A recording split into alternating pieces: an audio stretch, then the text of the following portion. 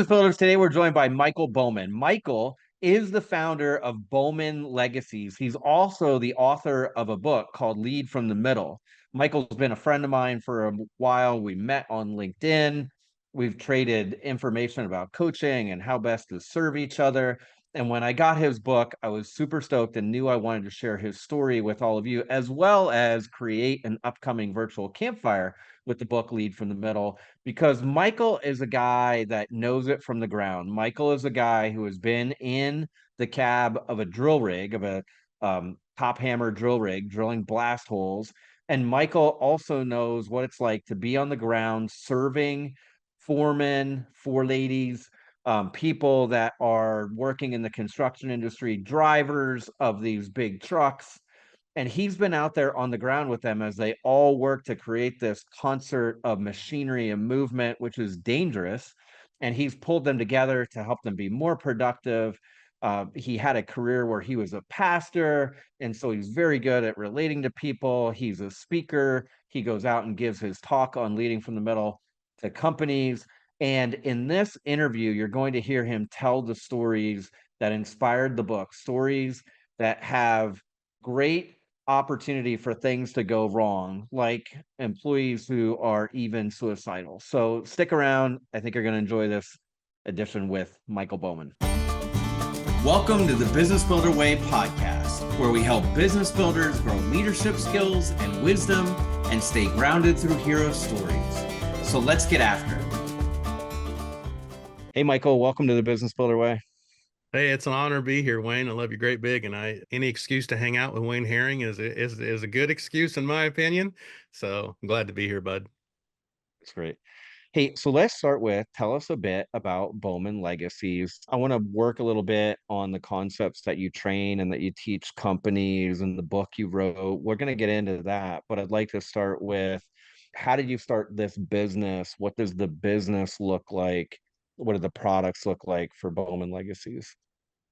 For us, just a quick synopsis of how we started. I chased the non-for-profit path for a long time with a blue-collar background. So, I had done everything from construction to, gosh, being a hod carrier. I've been a helper for everything you can imagine, and went for the non-for-profit space. And then when we left that, when I came back in the blue collar world and entered the mining space, I just remember right away telling my wife, said, I think there's a gap here.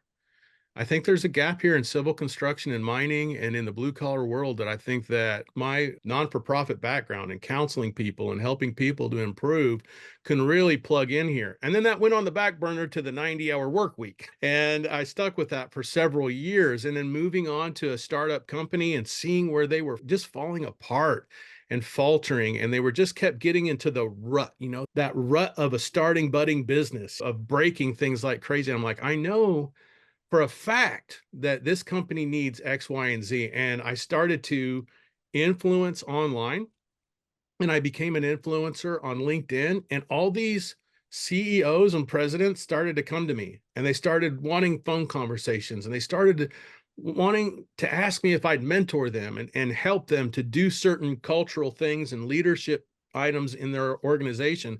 And I just told my wife one day, I think there's a business here. I think that we can help people lead, live, and love. And I think that we can help them take those concepts from that non-for-profit sector into their business and their home life.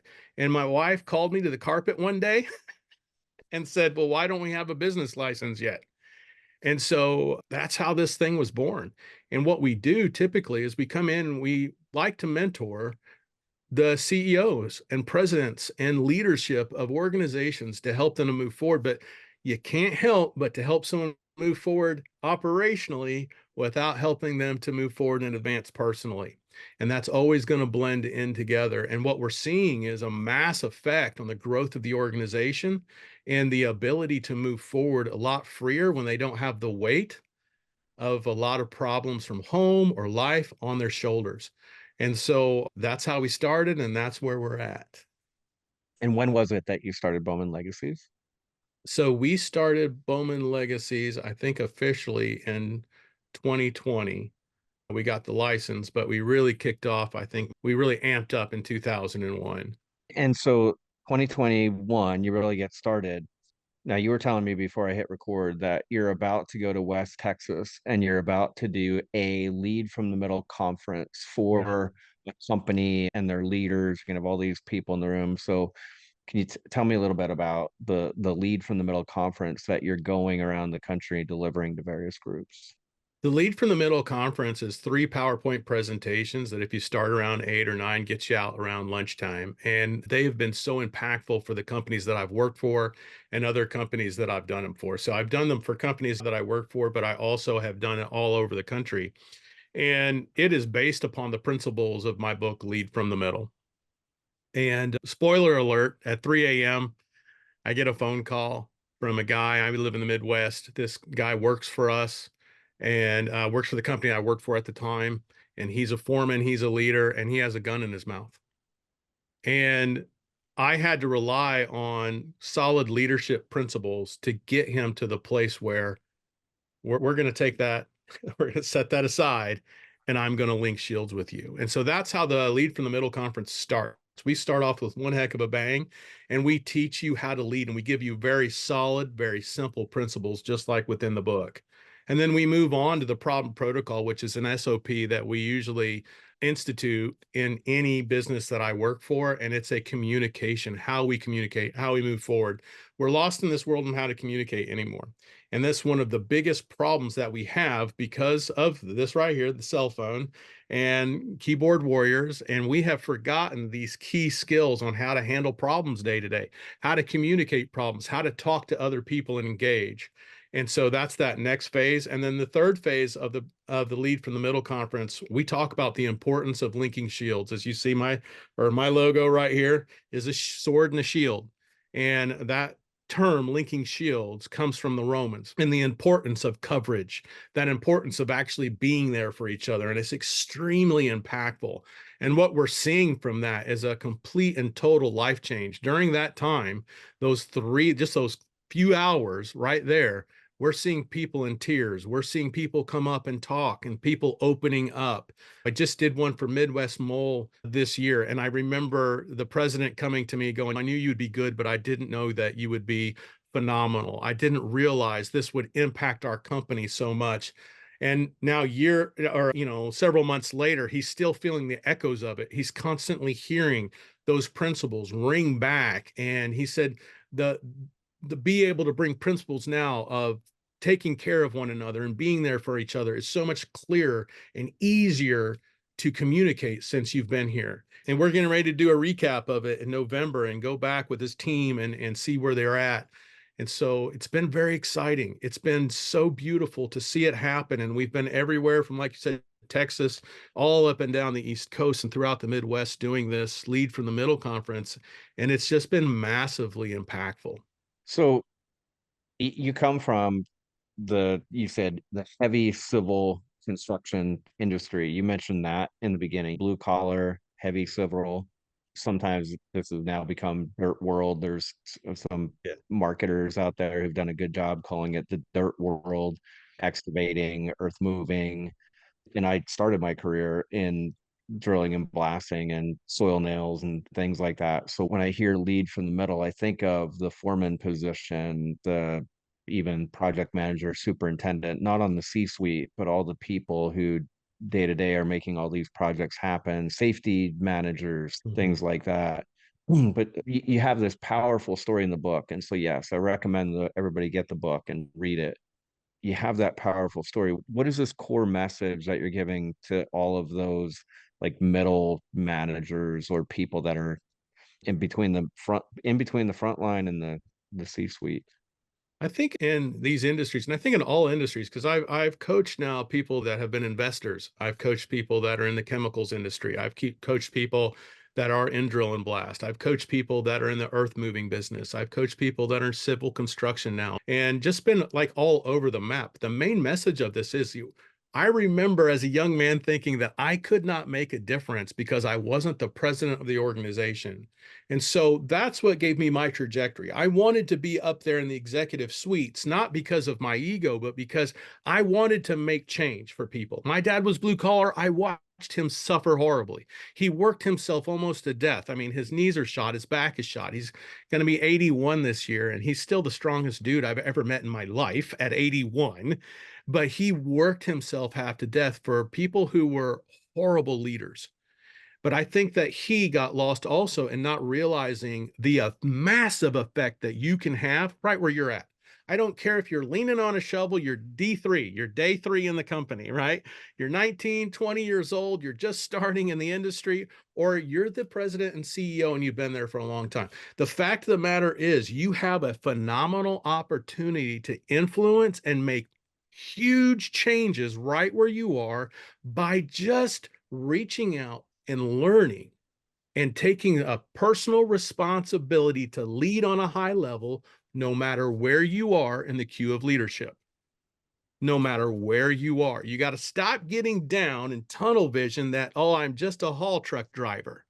You got to stop getting that tunnel vision. You're not always just going to be a haul truck driver. Not that I've met a haul truck driver that was 67 years old. He's been driving a haul truck his whole life and he loves it. Okay, that's not what I mean. But the fact is, if you're wanting a forward trajectory, you're not always going to be there.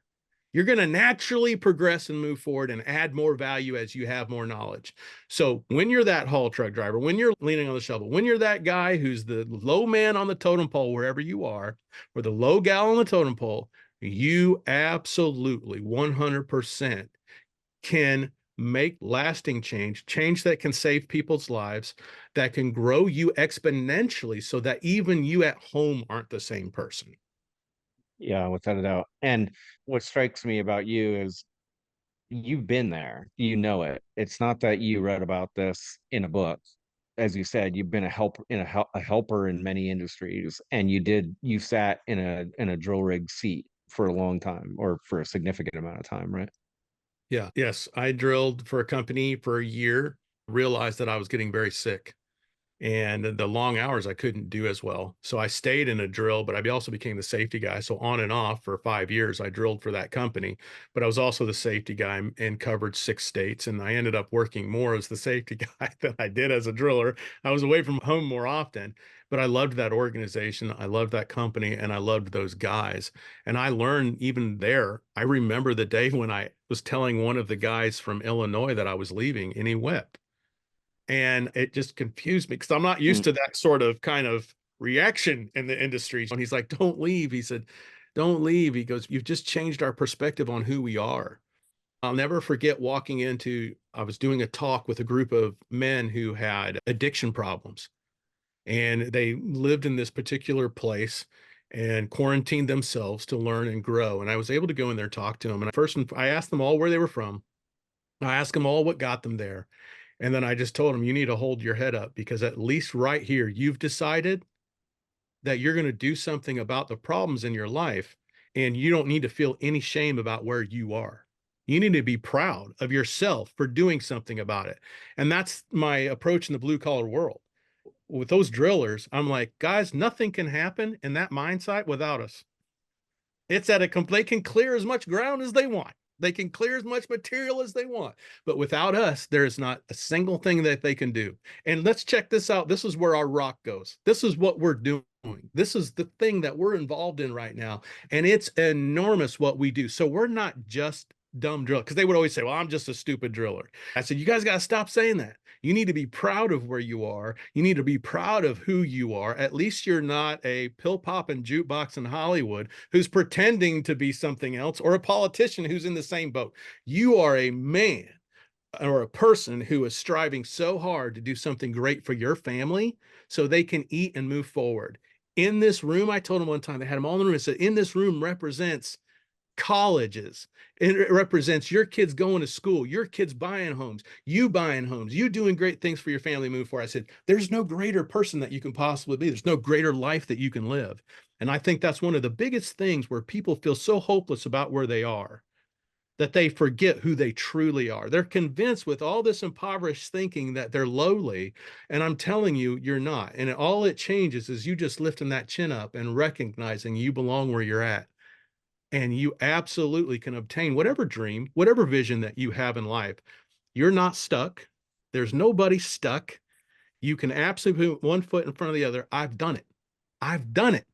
And I started when I was a kid, hod carrying. And for those of you who know, you know what that is. That's helping out a mason and picking up brick and mix and mortar. I've been there. I've been that guy. To a guy who's a CEO or executive, guy who owns his own business now and has a worldwide following on LinkedIn and is influencing people all over the world. You can be that person. You've just got to believe in you and recognize you belong wherever you're at, and you're not stuck. Identify with the person weeping when you left. My roommate when I was in Colorado, his name was Randy, may he rest in peace. And Randy was an old bull rider and bronc rider. And after a few too many beers one night, he did, and because we would room together to save money with the construction company, he's like, "Partner, you want me to show you how you spur a saddle bronc versus a bareback?" In his like BVDs, and I'm like, Yeah, no, dude, like I don't need to I'm see it. good. But he and I were very different. I was an engineer. Yeah. I came from Eastern. I was a Pennsylvania guy, an East Coast guy. He was a Western born and bred. Hadn't gone to college, and we became like best friends, Randy and I. And he ended up giving me his bull riding hat and his rope Oh, when I left because he was just tore up and wanted me to take those things.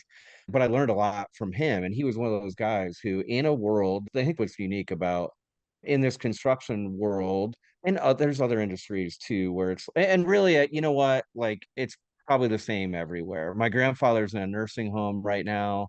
I watch the people there caring for him, and I think of how hard that must be, yeah. and how they almost have to leave their feelings at the door sometimes, or they've got all kinds of stuff going on at home, and now they come to work and they need to really be caring for these other people, and you have families and doctors and so much going on that you're trying to segment. So it's probably everywhere. What I find about you is that is different, and I think how I showed up in that construction world is this optimism, believing you can make a difference, seeing how you can make a difference, seeing how your work matters. And you are a storyteller who's able to relate that concept to people such that they get it inside. And it seems to me like now you're able to, in a room, pass that on to others so they start to wake up to the idea that they can be a little bit like you two. They Yeah. can be Michael in their world because Michael is just a guy Yeah. who sees things differently and they can too. I'll never forget. I was sent to a site that a D9 dozer in the pit looked, that big. It was a deep, deep, deep pit, and we were losing at that site. We were getting ready to get kicked out, and I got a one-way ticket. That's when I always knew when I got a one-way ticket somewhere as the fireman now and a kind of a spokesperson for the organization. I was very good at going in and fixing these problems that were just massive. And it was a multi-million dollar site. A lot was resting on that place. And we were just losing. We were hot seating equipment. People were working 6, sometimes 7 days a week to meet production needs. And they're young guys. They're living out in California. They're young guys. They're not wanting to work 6 and 7 days a week. They're wanting to have fun too and get out there. And I'll never forget walking in there and just watching the shift change. And nobody was talking to each other. And all their heads were down. And I knew that people who had came in the past to try to fix it came yelling, coming in, they're going to kick butt and take names. I also knew that if I came in that arrogant way, it was just the same as everybody else that came in. And I just stood up on the metal stairs to the job trailer, and I got everybody in front of me that day one. I was like, guys, some of you know me, some of you don't.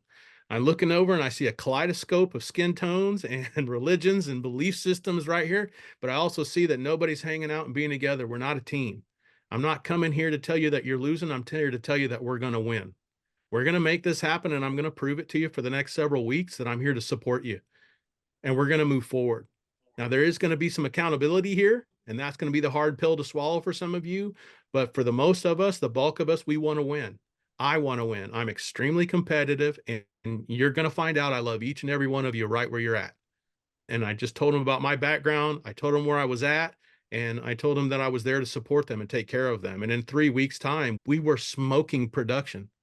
All of the safety problems were all gone. And I didn't know as much as half of the guys on that site. We had one guy, the grandpa, that he had, we called him grandpa.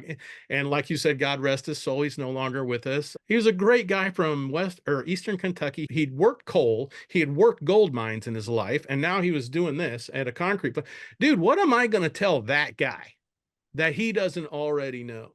But being that I ended up talking to his daughter at one point, and he's like, hey, I'm having problems, I'm in California, she's in Kentucky, can would you get on a three-way call with us and help me with my daughter? Yes, I will help you with your daughter, absolutely. And as leaders, what I'm finding is that we have to step it up. We expect these people to be more with us at work than they are at home with the ones they love. And then we tell them, well, you got to leave home at home and you got to leave work at work. I'm going to tell you, the human psyche does not work that way. The brain Mhm. does not make that cognitive shut off. It does not work. It will always move in the default, and you're always trying to figure it out. When we sleep, that's why sleep is so important, because a lot of the times, if you ever woke up and had the answer to a problem you've been racking your brain about, it's because that thing kept going while you were asleep, working on that problem that you're currently dealing with. So the human mind doesn't make that boom, strict cutoff. It just doesn't. And how distracted is somebody when they're going down switchbacks on a mountain and it takes them 45 minutes to get to the bottom of the pit, unloaded, right? You want that guy to, or that gal to be in the game. And so as leaders, Mhm. we have to step it up to help them handle that. And I'm not expecting anybody to be a counselor or a therapist, but I am saying that when people know that you have their backs, when people know that you are there to stand with them and link shields with them when adversity comes their way, their behavior changes. The way they approach work changes. The way that they look at who they are changes, because then they start to feel like this is not a job, this is a place where I have a purpose. And then when you ignite in them that I see greatness in you, and you step it a step further and you start pointing out things in them that is awesome, then you have the opportunity to point out things that aren't so awesome that they can Sure. work on. And then they realize they have someone there that's far more than just a manager. They're a leader and a guide and a mentor in their life. And I'm telling you, the effect is unreal. And that's what I plugged into every site that I was ever at. There's a lot with what you said right there that would be worth rewinding and listening to. But the one thing that struck me, Mike, is sometimes we see something. Steve Chandler, the coach, other people say this too, but he's the one where I learned about insights. When I have an insight, it's like a sight seeing inside. I see something differently. Now the world looks different from that point forward. I can no longer Right. go back. And what you just did right there about the person driving, and not everybody on the call maybe has been to a big hit mine or quarry or whatever, but when you said somebody driving a truck meant to going down to the bottom of the pit empty, that's then going to come out with material is what I take it, right? Yep. And it takes 45 minutes to drive down these switchbacks down to the bottom of that pit. I can picture that. Yeah. But and then what you did there though is you thought about the person in that truck and you thought about them. It's almost like you can think of them in every moment of that 45-minute drive. That Yep. there's a human, there's a brain, our thoughts never stop, and you're aware of that. And that I think we tend to kind of like, and I know there's a word for this or a phrase to describe it. I tend to think that people I speak with, then it's almost like their life is paused from the day I speak with them until 3 weeks later when I speak with them again. When in reality, there's so much going on in Yeah. between. So that's a important insight, is to be able to have empathy. So I have a guy in my community who owns a heating and air conditioning company, and if I'm him and I can think of and I think he does this, and he'll know who he is, right? Well, I have a couple heating and air conditioning guys, so maybe I'm talking about either one. If they can start to think of a service tech who has a van, and Yeah. picture that life for them doesn't just end, or it's not like only when you see him at the office in the morning and when you see him Yeah. at night, there's something going on. And that idea of the drive time is a lot of times when their thoughts really get going and that could impact their work. That's an important thing to see, and you see that and then you share that with other people. I think it's all about having a paradigm shift. And I'll be honest, when I was in the blue collar world, and especially when I was young, I used to think this stuff was all fluff until I started implementing. I got sick of me. I got sick of me blowing up. I got sick of me being a leader that was just not feeling like I had any friends within the organization, because I got to the point where I'll fire you pretty easy. I didn't care, and I was a yeller, and I'd get mad and I'd get rowdy. And what I realized when looking back, it just seemed like, embers of burnt bridges and and devastation Sure. behind me. And then I also realized that that was affecting my married life, and I have more issues in Time Magazine. So if I'm going to stay with this woman that I have, I got to change. And I realized that a change affected me both at home and at work. And I realized it's just one thing. Samurais back in feudal Japan, they were all kinds of things. The samurai, he could be a farmer, he could be, all kinds of a statesman, but they were still all samurai. It was all samurai. Everything was samurai. The sword went with them every day. Breakfast, sword was with them. Dinner, sword was with them. Dude, if they went to the restroom, guess what? That sword is with them. And it was all one thing. And I'm going to tell you, there is no work-life balance. There's just life. And in it is life. And is it love? In it is loss. In it is joy, in it is hardship and sadness, and in it is work. It's all life. And when we learn and understand that, and I had that paradigm shift in my life, it radically changed. And I could see the field of view of the people that I was leading in a much different way. And I felt less like a leader and more like a facilitator, more like somebody who was mentoring and helping, like a guide. If you're going to go up to Mount Everest, you hire a Sherpa, right? And you follow that guide up the mountain. And that's how I felt. And I realized to get that effect with them, if I smacked them around all the time, they were bracing themselves. But if I was able to look within and get that intel into their lives and go, I see greatness in you, and this is why, the unbelievable response and willingness just to bury a body for you, and be that guy who was willing to go way out of his way. Last week, I got a text from a guy that I met in LA at a job just outside of LA in Irwindale years ago. And he invited me to his wedding. He's like, "You're welcome at my table. I just want you to know that I love you and I welcome you at my table because you loved me first and you saw greatness in me." That was the text. We have an awesome opportunity as leaders, no matter where you're at. I don't care if you're in the bank right now. I've actually mentored people in the banking industry. I've done the problem protocol for 2,000 people in the banking industry on Zoom. It was so weird because it's hard to connect, with people that way. Right, But right, right. I will tell you right now, you have an awesome opportunity to change your life and the lives of others. So don't feel hopeless. After this podcast today, I don't care where you're leading. If you're a business leader or if you're just wanting to head that direction, don't feel hopeless. You got this. And it's in the trying and in the failing Mhm. that we learn. I love watching movies like Coach Carter, Remember the Titans, anything that's like a sports story where a team comes together, or even Apollo 13. There's a scene where these engineers go into this room and they're tasked with having to pull parts together and improvise, but they work together. Yeah. And it strikes me, Michael, that you are bringing that a message like that to the companies you work with when you do your conference and speak to them and videos that you have and things you have online. And your book does that as well. The great thing about books is it's like getting a little bit of Michael, and I can carry your story with me.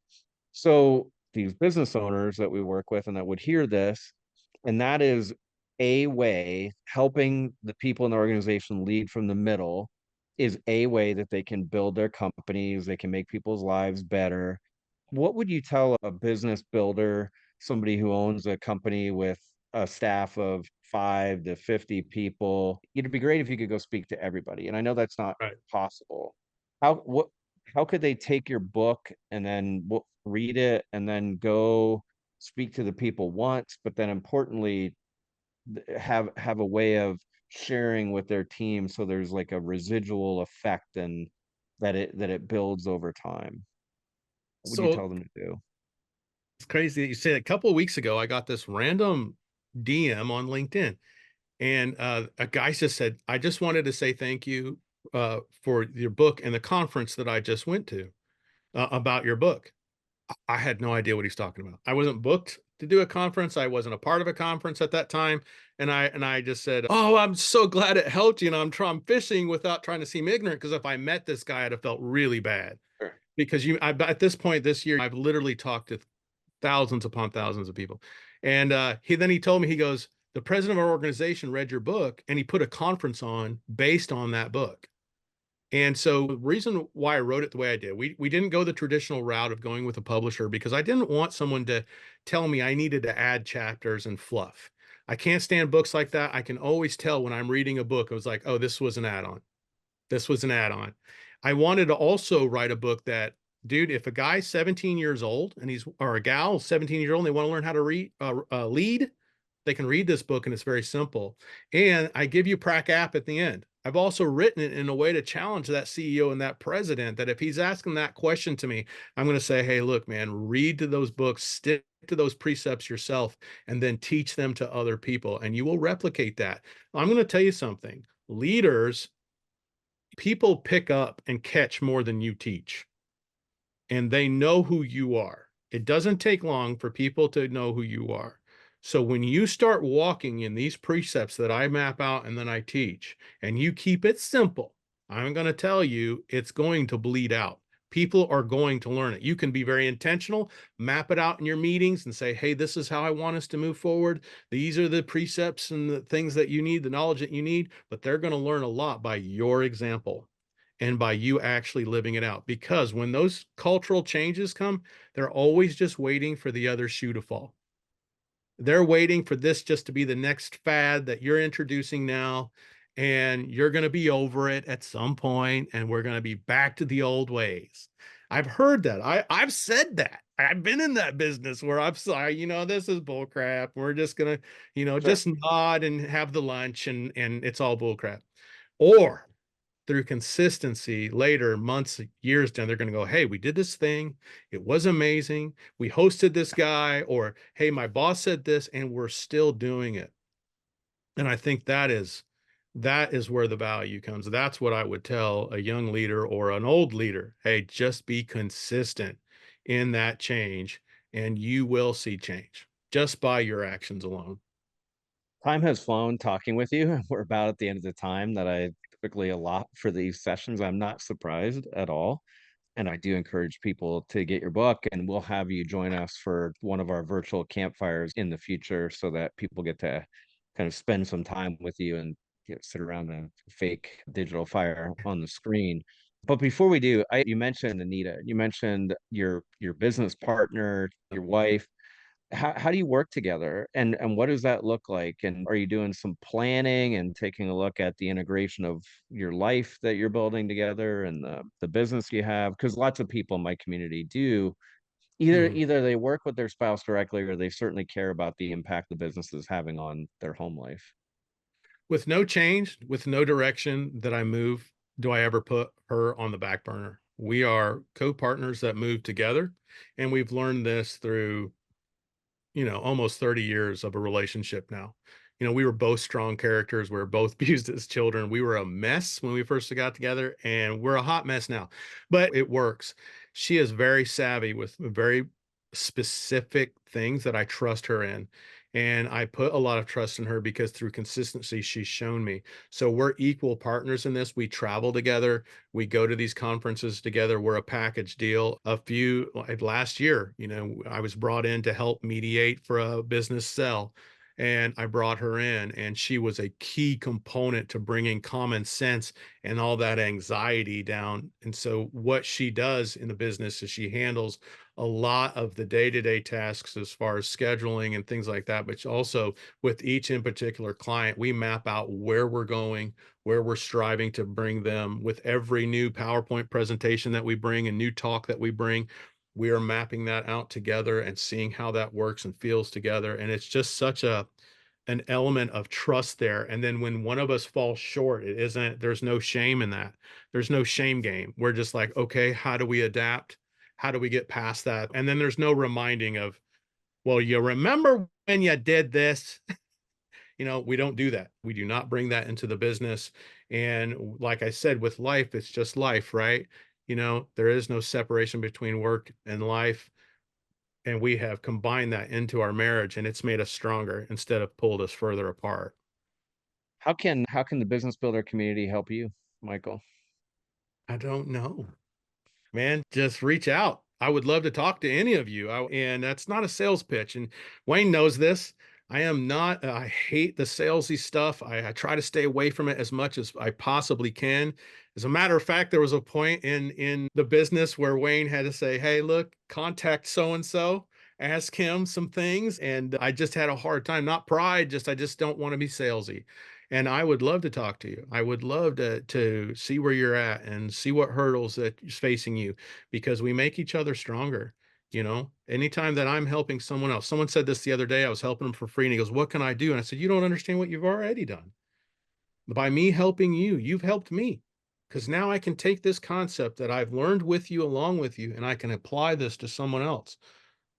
So to me, it's currency.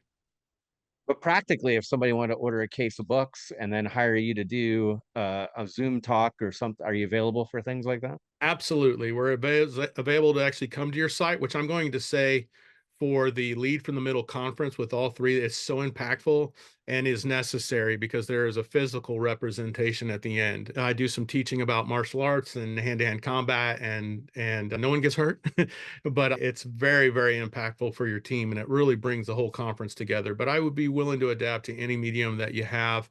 Reach out to me on LinkedIn. It's Mikel. It's the Norse spelling of my name. Blame my parents.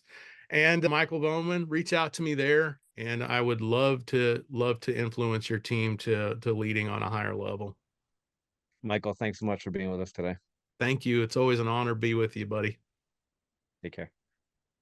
Thank you for tuning into the Business Builder Way podcast. If this episode spoke to you, click that subscribe button and share it with a friend. That's how this message gets out into the world. If it is helpful for us to have a short conversation, I'd love to do that. Send me an email at wayne@businessbuildercamp.com.